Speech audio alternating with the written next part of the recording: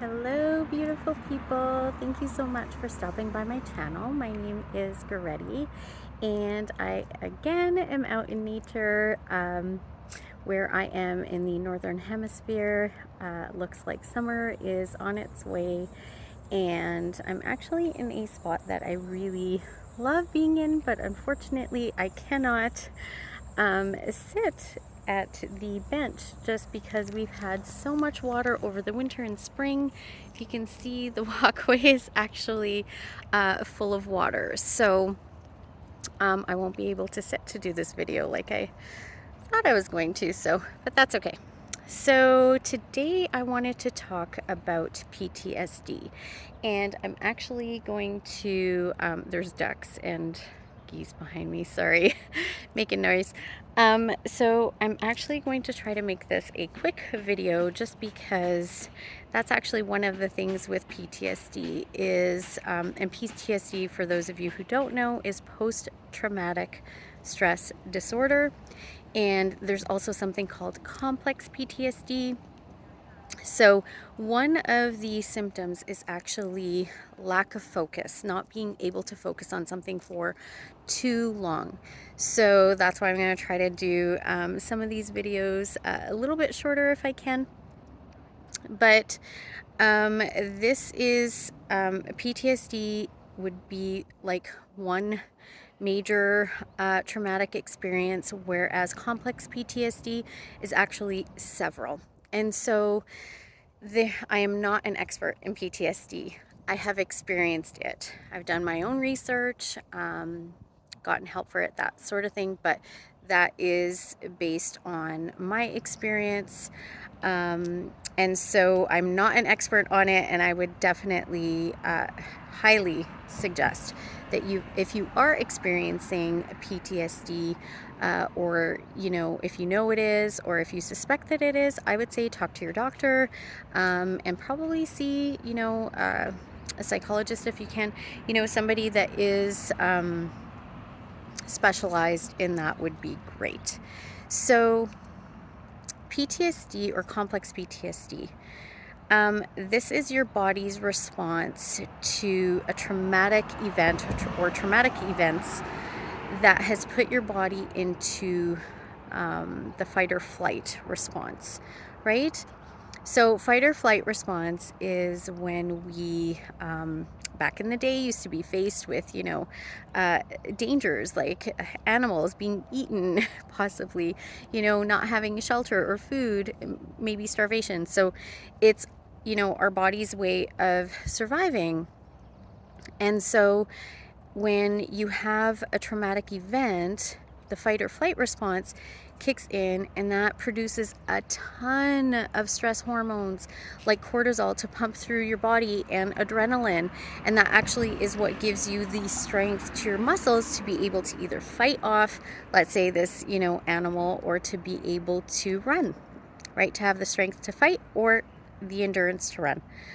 So when you're faced with a traumatic situation, as in, let's use the example of narcissistic abuse. With narcissistic abuse, it is a continuous, daily, usually daily, traumatic experience that puts your body into this fight or flight response consistently, regularly. And over time, your body gets used to this. And the issue is when, let's say, you're out of that abusive relationship, after the fact, when your body, when you're going through life and you think you're okay, what tends to happen is that your body is still experiencing, it's like on autopilot, it's still experiencing the fight or flight response, and that is creating constant stress in your body. Cortisol is, we all know stress is the #1 killer, and cortisol is a huge factor in that. And cortisol is in large quantities, is a very toxic thing to have in our bodies, and adrenaline is also very toxic to have in our bodies. So when we do have that adrenaline rush, or it might feel like anxiety, when we have that, it's really good, if you can, to do some sort of physical activity to actually burn the adrenaline and the cortisol off. That might not always happen. With PTSD, sometimes we can feel debilitated. That's unfortunately one of the things. And some people do struggle with day-to-day activities. Some people struggle with just being in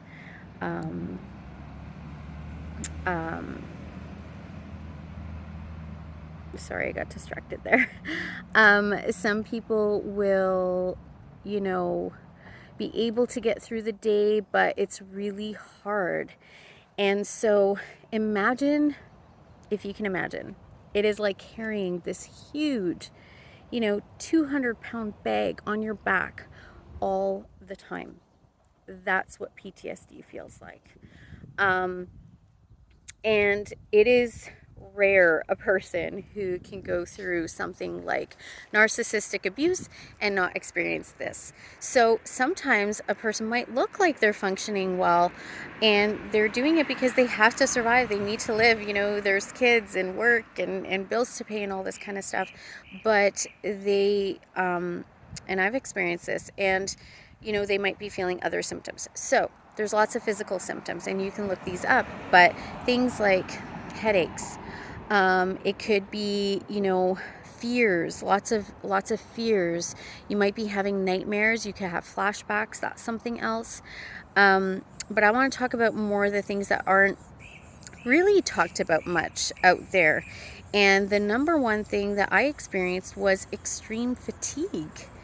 And I couldn't understand why. And as I was resting and finally at peace and just loving life and having such a good outlook and mindset, I couldn't understand, why am I experiencing this severe fatigue?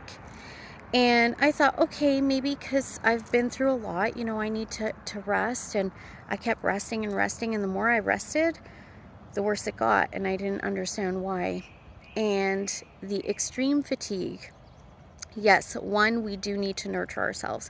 We need to basically nurse ourselves back to health. Absolutely. So doing all of the things that I teach all of my clients on a regular basis, to deal with anything like depression, anxiety, or even just to have a fulfilled life, we have to do those things for sure. But another thing would be to understand that extreme fatigue is from your body, even though you're not experiencing this war zone that the narcissistic abusive relationship was. Your body is consistently experiencing this fight or flight response on autopilot, and this is constant stress. So this is why things like weight gain, right? Trouble sleeping, I didn't understand that either. I'm like, I eat my healthy plant-based diet, what's going on? And I started becoming active, and it's like, why am I still struggling to, lose this little bit of extra weight? And it's because you can't really lose weight when you're under a stressful condition, or your body is. And that's because, again, back in the day, food might have been rare. Your body goes into starvation mode, meaning hold on to everything that you're eating. So that's what tends to happen. But so your body's constantly in this fight or flight, this stress response. That's where, all the other physical symptoms that come along with it, like, the racing heart rate and anxiety and fear, and, maybe restlessness or sleeplessness or possibly irritability, and not being able to focus on something for long periods of time, forgetting things, having headaches, being, they call it the fog when you're in this, abusive environment, or even when you're out of it. It takes time, obviously, to heal these things. It also takes some help. Some people do need medication. Everybody is different. But, if you are experiencing this, like I said, please see somebody to get help for it. And also be patient with yourself. Be really understanding to yourself. You need to understand that this is like you've just been through a war, right? You've just been through a war zone. And so, yeah, you need time to heal. You've been traumatized in so many different ways. You need time to heal, and you need time, to rest and recover.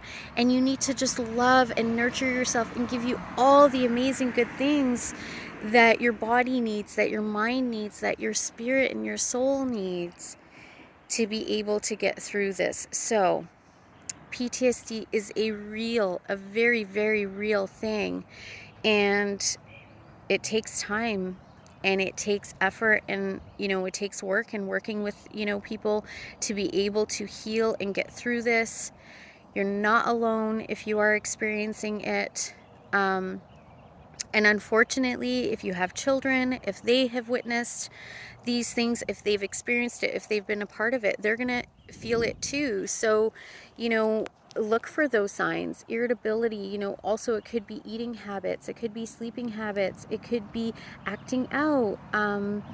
There's so many different things going on for children as well that are experiencing this, and they can't voice, themselves like adults can. They can't, talk about feelings, and they don't understand what's really going on. And actually, somebody with PTSD, an adult, doesn't even understand what's going on. So I would highly suggest that you reach out to somebody for help. Do some research for yourself on this. Like I said, I'm not an expert. I just know what I've experienced and what I've researched. But I do know that, for me, one of the biggest things was extreme fatigue. And so I would, yeah, if you're experiencing that, as well, if you want somebody to talk to, certainly reach out to me. I, of course, want to help as many people as I can. This might be something I might dive a little bit more into, later on. And right now, really what I'm doing is I am doing what I always do, take care of my kids, and I work as, a counselor, as you know, and take care of my clients and do all of that. And in between, I am doing absolutely everything to nurture myself and get myself back to complete health. And yeah, the fatigue, I mean, it's real. The exhaustion, it's real. And some days are harder than others, but look for these symptoms that I've discussed in this video, and reach out to somebody if you need help. And the number one thing I can tell you is just, love yourself and be patient with yourself and nurture yourself. Just give to yourself and be compassionate to yourself. Think about it, if this was a child, right? Love and nurture the inner child within you, and, put yourself first. Put yourself first. That's what I've been doing. I do practice what I preach.